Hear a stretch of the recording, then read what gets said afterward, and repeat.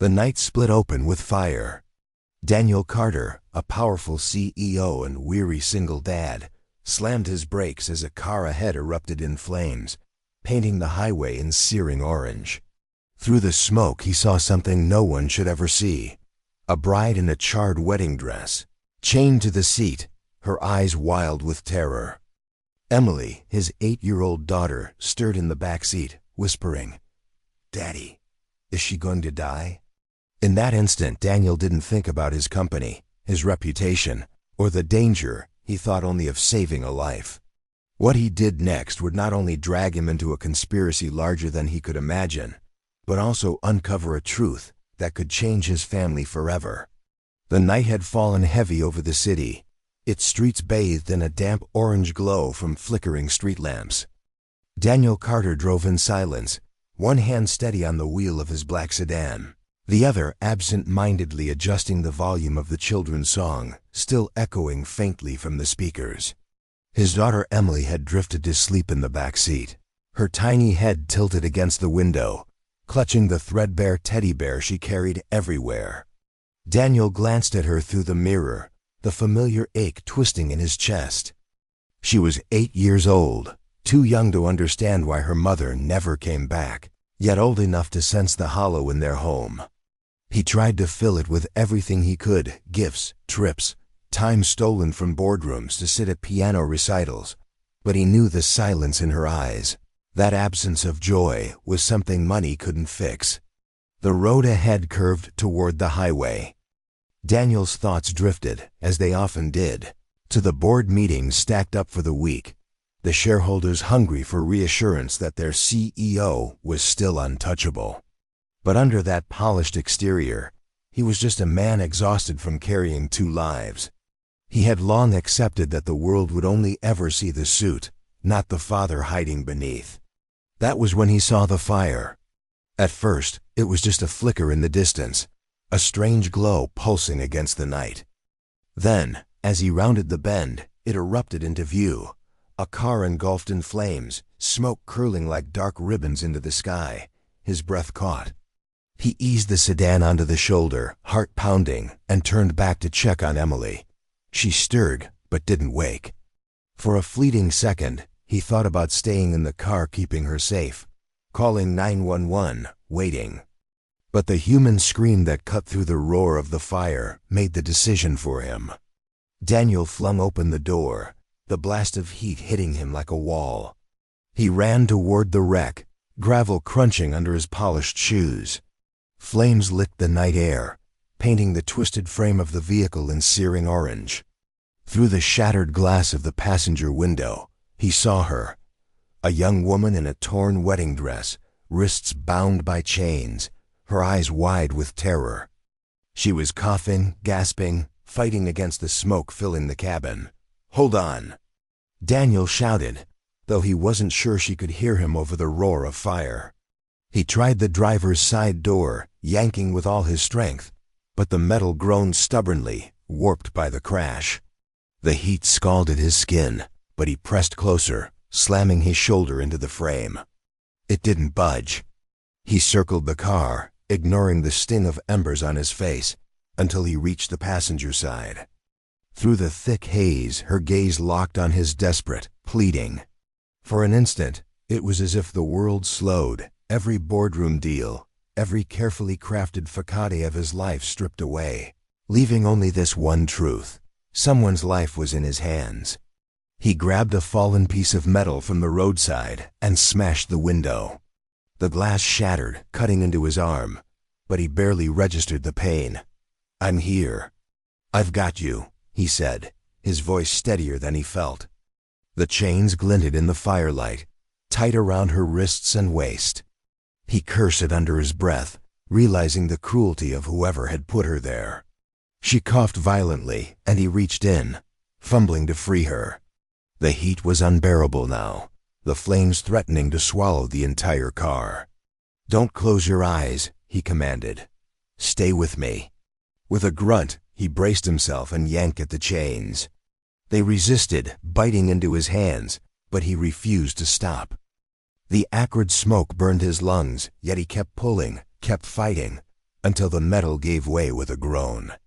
He lifted her out, her body limp but alive, her wedding dress smoldering at the edges. Carrying her in his arms, he stumbled back toward the safety of the shoulder, his breath ragged. Behind them, the car exploded in a thunderous roar, a fireball lighting up the night. Emily's scream pierced the air from the back seat of their sedan, jolted awake by the blast. Daniel turned his head, his heart torn between his daughter's fear and the unconscious bride in his arms. For a long moment, he stood in the wash of firelight, the world reduced to three souls bound by circumstance: a father, his little girl, and a stranger in a tattered wedding dress who had nearly burned alive. As sirens wailed in the distance, Daniel laid her gently on the cool grass, brushing soot from her face. Who was she? Why had she been chained inside a burning car? He didn't know yet. But deep inside, he felt the stirrings of something that had been absent for years, the undeniable pull of fate, rewriting the course of his life in the span of a single night. The hospital room was dim except for the soft pulse of monitors and the muted glow of a bedside lamp. Daniel sat in a stiff plastic chair, his arms still bandaged from cuts he had sustained breaking through the car window. Emily had finally fallen asleep on his lap, her tiny body curled against him, but his eyes were fixed on the woman lying motionless in the bed. The remnants of her wedding dress had been cut away by paramedics, leaving fragments of scorched lace and satin scattered in a bag on the counter like relics of some tragic ceremony. Hours passed before she stirred, her breath hitching as her eyes fluttered open. For a moment she looked lost, her gaze darting around the sterile room until it settled on him. Fear flickered there first, then relief, though she quickly looked away, as if ashamed to let him see it. "You're safe now," Daniel said quietly. "Careful not to wake Emily. You were chained inside that car. Do you remember?" Her lips trembled as she nodded. She tried to sit up, but the four tugged at her arm. "Don't push yourself," he added, reaching forward instinctively. She flinched from his touch, and the reaction sliced through him like a blade. He withdrew his hand, swallowing his instinct to press further. Instead, he let silence linger until she found her words. "My name is Clara," she whispered, her voice hoarse from smoke. "Clara Harrington." The surname landed with weight. Daniel had heard it more times than he could count, always in headlines or whispered in boardrooms. Harrington Industries was the single largest rival to his own company, their ruthless strategies often leaving him to pick up the pieces. And now, by some twist of fate, the daughter of his greatest competitor lay in a hospital bed because he had pulled her from fire and chains. He forced himself to keep his face neutral. "Clara," he repeated, nodding. "I'm Daniel Carter." Recognition dawned in her eyes, and her chest rose sharply. "You're—" "Yes," he interrupted softly. "The CEO." Her lips pressed into a thin line, as though she were torn between gratitude and regret. "Why were you in that car?" he asked gently, his voice steady but insistent. She closed her eyes for a moment, then exhaled. "It wasn't an accident," she said. "I was running. My father arranged a marriage. Not for love, not for me, just a merger in disguise. I refused. I tried to disappear, but they found me. Last night was a warning. If I didn't go through with it, there would be worse." Her words hung in the room like smoke, acrid and heavy. Daniel felt his stomach twist. He had seen ruthless tactics in the corporate world, but to chain his own daughter and leave her to burn. It was cruelty beyond anything he had imagined. "You don't have to face this alone," Daniel said. The certainty in his voice surprised even him. He had always built walls around his private life, careful not to let anyone see beyond the mask of the untouchable CEO. Yet here he was, promising protection to a woman who was supposed to be his enemy's daughter. Clara's eyes softened for the first time. "Why would you help me?" she asked. "Because no one deserves what you went through," he replied simply. Later that evening, when Emily stirred awake, she looked at Clara with innocent curiosity. "Daddy, Is she going to be okay? The question carried no suspicion, no awareness of rivalry or scandal. Clara managed a faint smile. "Thanks to your dad," she whispered. Emily's small hand reached out and clasped Clara's fingers without hesitation, as if to say the choice had already been made. Something fragile and unspoken passed between them, and Daniel, watching silently, felt the stirrings of a bond that unsettled and comforted him all at once. Still, questions gnawed at him. Clara was more than just a woman running from an arranged marriage. Her story had fissures, shadows she wasn't ready to reveal. He wondered what kind of secrets she carried that would drive her father to such violence. For now, though, she was a survivor in need of shelter, and he was the man who had pulled her from the flames. Their paths had crossed through fire and fate, and Daniel knew the aftershocks were only just beginning. The days that followed blurred into a fragile rhythm of hospital visits and whispered conversations. Daniel found himself returning again and again, not because he had to, but because something in Clara's presence unsettled and anchored him all at once. She was cautious, wary of his questions, yet each time Emily bounded into the room with her unfiltered curiosity, Clara's defenses softened. Emily would chatter about school, her teddy bear, or the piano pieces her mother once played before bedtime. Sometimes Daniel caught the shadow crossing Clara's face at those moments, as if Emily's words brushed against some hidden wound. One afternoon, while Emily was coloring in the corner of the hospital room, Daniel finally shared what he rarely voiced. "I wasn't always this put together," he said, almost to himself. Clara looked up from the window, her pale profile catching the light. "When my wife died, it wasn't sudden. It was a slow unraveling. The accident took her instantly, but the grief, it never left. I became a father and a CEO overnight, and I didn't know how to be either. I've made mistakes." I tried to fix Emily's silence with things, but his voice trailed off. Clara studied him, her eyes softer now. "You're here," she said simply. "That's more than most." Her words startled him with their weight. It was the first time he felt someone truly saw the man beneath the mask. After a silence that felt less like distance and more like trust, Clara spoke, her voice trembling. "I had a child once," she admitted, her hands twisting in the blanket. Daniel blinked, stunned. She had never hinted at it before. "A son," she whispered. "I was young, and my father said he would ruin everything. He took him from me, forced me to sign papers, to walk away. I never even got to hold him long enough to memorize his breath. I've lived with that absence every day since." Daniel's chest tightened. The room felt unbearably still, as if the walls themselves were holding their breath. Emily looked up from her drawing, sensing the heaviness in Clara's voice. Clara forced a smile at her, but tears pooled anyway, betraying years of buried anguish. For Daniel, the revelation cut deep. He knew the void of loss, but to lose a child while still alive, to be robbed of that bond, it was a pain he could not fathom. That night when they returned home, Emily padded softly into the study where Daniel was reviewing contracts. "Daddy," she said, clutching a folded piece of paper. "I think you should see this." Her eyes were wide, serious in a way that unsettled him. She handed him a photograph she had found tucked inside Clara's small leather satchel. Daniel froze. The image was worn at the edges, but the face of the infant was clear-swaddled, fragile, innocent. His breath caught when he saw a familiar detail, the tiny birthmark near the child's temple, the same one his late wife used to kiss on Emily's forehead. The room spun. "Where did you find this?" he asked, his voice sharp. Emily flinched, then pointed. "It fell out when Miss Clara dropped her things." Daniel sat heavily in his chair, staring at the photo as if it might dissolve. The resemblance was undeniable, a cruel echo of fate. He pressed the photo to his chest, memories crashing in, the adoption papers his wife had once considered before Emily was born, the hushed rumors that Harrington money had silenced scandals years ago. Could it be possible?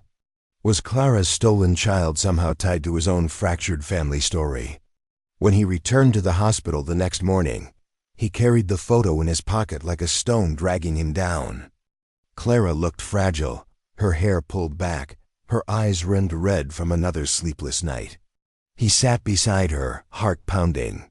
"Clara," he said quietly, pulling the photograph from his jacket, "is this your son?" Her eyes widened, then crumpled. She reached out with trembling fingers, her breath breaking. "Where did you?" She couldn't finish. Daniel held her gaze, his own voice rough. "Because I think this child may not be as lost as you believe." Her sobs filled the room, raw and unrestrained. For Daniel, the lines between past and present, between rescuer and rival, blurred. He hadn't expected to find her chained in fire. He hadn't expected to uncover a secret that could redraw the very map of their lives. But as Clara wept into her hands and Emily's drawing lay forgotten on the chair, he knew one truth. Fate wasn't finished with them. The hospital had become strangely familiar to Daniel, its antiseptic scent and muted corridors, a backdrop to conversations he never thought he'd have. Clara was healing, though slowly, her burns treated, her wrists still raw from the chains. Emily had taken to visiting her every day, skipping down the hall with drawings clutched in her hand, as though instinctively sensing that this woman needed color and laughter more than anyone else. Daniel found himself watching the exchanges between his daughter and Clara, both wounded in ways words could not quite capture. One afternoon, as Emily hummed softly in the corner while coloring, Daniel decided to share what he usually kept locked away. His voice was low, almost confessional. "When my wife died, it was like the air was stolen from the room. One moment we were planning Emily's 5th birthday party. The next I was standing in a hospital corridor, trying to make sense of the fact that she would never come home. I thought being a CEO meant I could control outcomes, negotiate with fate. But I couldn't save her. I became a single dad overnight, and for years I kept thinking I had to perform, to prove I was enough for her, for Emily, for everyone watching." And yet, his gaze drifted to his daughter's small shoulders. "I don't think I've ever really filled that silence." Clara was quiet, but her eyes softened. "You're here," she said simply. "You didn't leave. That matters more than you know." The simplicity of her words unsettled him.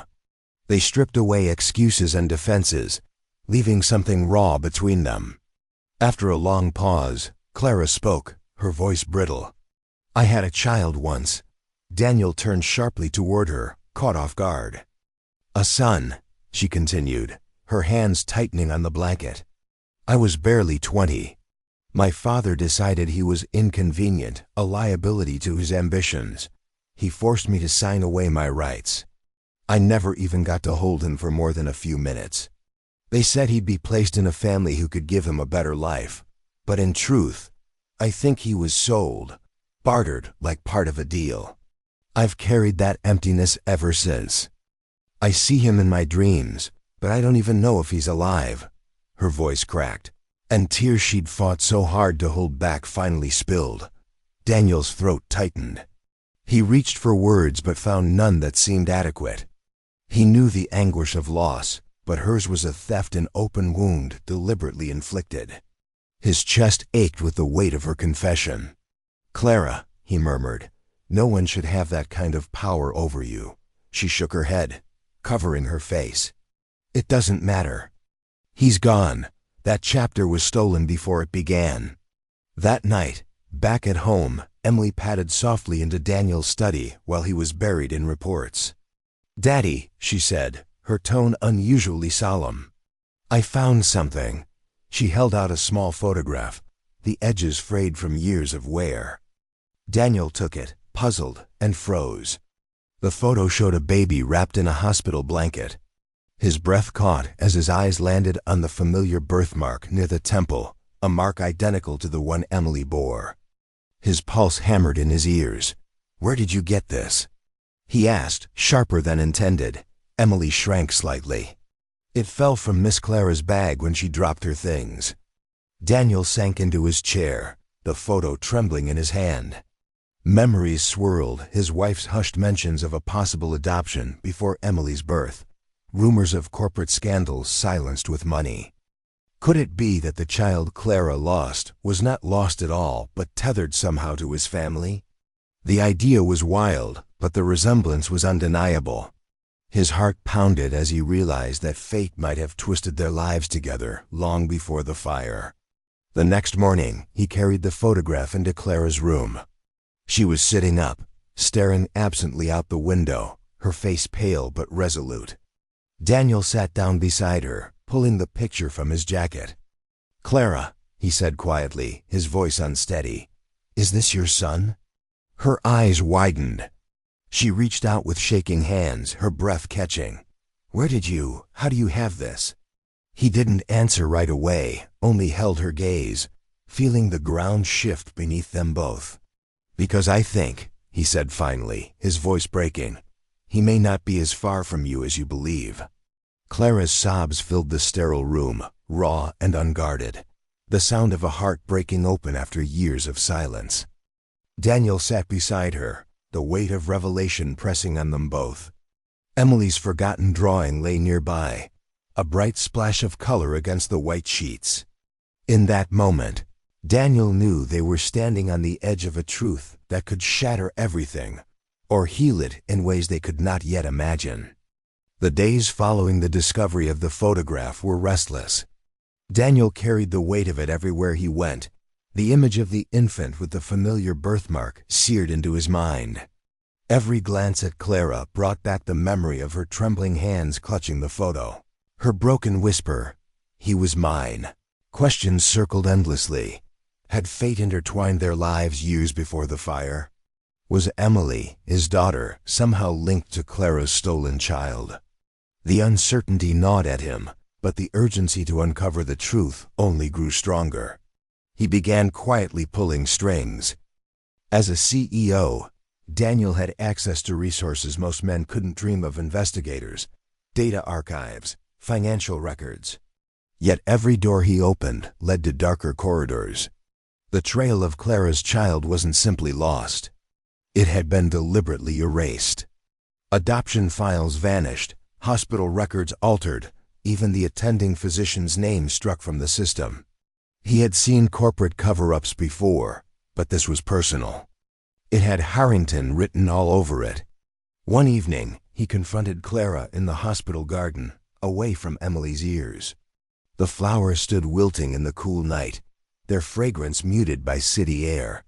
Clara sat wrapped in a borrowed shawl, her eyes wary. "Your father orchestrated this," Daniel said, his voice low. "Not just your marriage, not just last night's fire, everything. He buried the truth about your son." Clara's eyes brimmed with both fear and fury. "You don't understand," she whispered. "My father doesn't make mistakes. If you expose him, he won't just ruin you. He'll come after Emily. He'll come after anyone you love." The name Harrington had always meant ruthless competition in Daniel's world, but seeing Clara's terror made it human, immediate. He clenched his jaw, the protective instinct rising like fire in his chest. "I won't let him touch her," he said firmly. "Or you." Clara turned away, torn between gratitude and despair. "You don't know what he's capable of. I've seen it." The following morning, a storm broke. Financial news outlets reported anonymous leaks about irregularities at Carter Enterprises. Shareholders panicked. Daniel's board demanded explanations. It was clear to him. Harrington was moving preemptively, striking where it hurt most. Daniel found himself standing in the boardroom, the weight of dozens of eyes pressing down. He could stay silent, protecting the company but betraying Clara's trust, or he could expose the truth and risk everything he had built. He chose honesty. "What you're seeing is retaliation," he told the board. "Because I saved someone who wasn't supposed to survive." His words hung in the air, electric and dangerous. Whispers erupted around the table, confusion blending with alarm. By speaking Clara's story aloud, even partially, Daniel had crossed a line that could not be uncrossed. That night, Clara received a call from her father. Daniel was there, watching her hands tremble as she answered. "Clara," the cold voice on the other end said, "I warned you. Align yourself with him, and you'll regret it. The marriage was meant to protect you. Without it, you're nothing." Clara's tears fell silently as her father's words cut deep. Daniel took the phone from her and spoke with quiet steel. "She's not nothing, she's free. And if you want a war, Harrington, you've got one." Then he ended the call, his hand lingering on hers for just a moment longer than necessary. In the silence afterward, Clara whispered, "You don't have to fight this battle for me." Daniel met her gaze, unflinching. "I'm not. I'm fighting it with you." The words hung between them. Not a declaration of romance, but of alliance. Two people who had been broken in different ways, daring to stand together against the shadows of power. Their bond deepened in the nights that followed. Emily, in her innocent way, became the glue neither of them expected. She insisted Clara read her bedtime stories, nestled against her side, as if she sensed the fragile threads weaving them into something like family. Daniel would watch from the doorway, the ache in his chest unfamiliar but welcome. For the first time in years, he felt not just like a man protecting his daughter, but like someone daring to believe in healing. But as warmth grew within their small circle, so did the storm outside. Investigators Daniel had hired uncovered shocking evidence, shell companies, secret accounts, bribes all leading back to Harrington. The conspiracy was vast, and exposing it would bring down an empire. Yet it would also put Clara directly in the crosshairs of her father's wrath. The truth was no longer just about a lost child or a chained bride. It was about survival, integrity, and the fragile hope of building something honest from the ashes of deceit. Daniel lay awake that night, listening to Emily's soft breathing from the next room, Clara asleep in the guest bedroom down the hall. He knew that choosing to reveal the full truth could cost him everything, his company, his reputation, even their safety.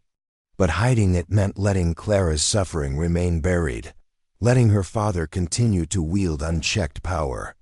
He stared into the darkness, aware that trust hers in him, his in her, was about to be tested in ways neither of them were prepared for. The storm finally broke on a gray morning when Daniel's investigators handed him the final report. Every thread of Harrington's corruption was their shell accounts. Bribes, falsified adoptions, and evidence of the arranged marriage designed to keep Clara under her father's thumb. Daniel could have taken it to the press alone, but he knew the truth belonged to Clara first. In the hospital room where their bond had begun, he placed the thick folder on her lap. "This is everything," he said. Her hands trembled as she flipped through the pages, her breath catching as names and signatures confirmed what she had always feared. "He didn't just steal my son," she whispered. "He built his empire on lies." Daniel sat beside her, his voice steady. "We can bring it down together. But once this is out, there's no going back." Clara looked at him for a long time before nodding, a flicker of resolve sparking in her tired eyes. The fallout was immediate and seismic. Within days of the evidence going public, news outlets swarmed with stories of Harrington's crimes. Regulators opened investigations, sponsors pulled out, and shareholders fled. The man who once seemed untouchable now faced indictments, his empire crumbling under the weight of his own deceit. Clara stood before cameras, no longer the chained bride in a burning car, but a woman reclaiming her voice. "No family should wield power through fear," she said. "And no daughter should be treated as a pawn." Her words rippled across the nation, a testimony of courage that silenced every whisper of scandal. For Daniel, the storm inside eased slowly. He stepped down temporarily as CEO, choosing instead to focus on Emily and the fragile beginnings of the life they were building with Clara. He expected resistance from his daughter, but Emily seemed to embrace Clara with open arms. One evening, while Daniel cooked dinner, he overheard Emily ask shyly, "If you stay with us, will you be my mom?"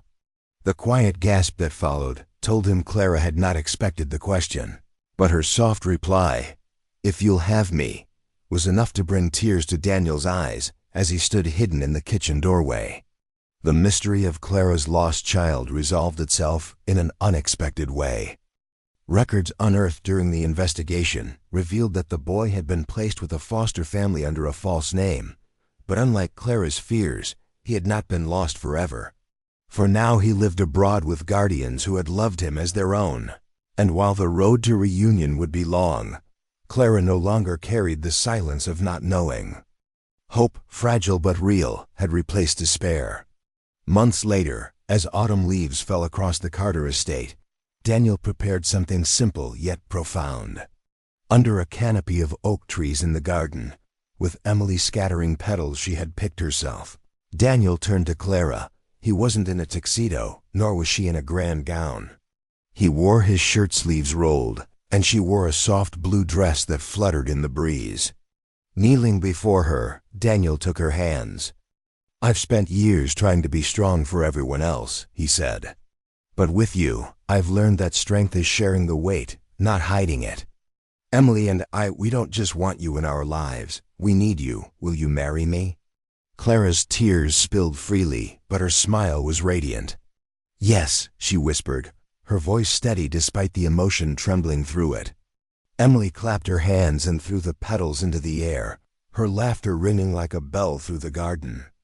In that moment, the scars of fire, betrayal, and loss gave way to something new, an ordinary kind of happiness that felt extraordinary because it was theirs. The story did not end with headlines or scandals, but with a family gathered around a dinner table, with laughter echoing through rooms once haunted by silence. Daniel found himself humming as he tucked Emily into bed, Clara beside him with a book in hand. The man who had once been defined by loss now stood defined by love. As he watched the two most important people in his life drift into sleep, Daniel whispered to himself, almost like a vow, "Chains can break, fires can consume, but love will set us free." In the end, what began with fire and chains ended with a family rebuilt from ashes. Daniel was no longer just the untouchable CEO, but a father who dared to risk everything for love. Clara was no longer the chained bride, but a woman who found freedom, truth, and a home where laughter replaced silence. And Emily, once shadowed by loss, now ran through the garden with a smile brighter than any empire. Their story reminds us that no power is greater than courage, and no legacy richer than love. Because even in our darkest nights, someone's hand, someone's choice, can change everything. If this story moved you, share it with a friend. Leave your thoughts below, and don't forget to subscribe for more soul-stirring tales.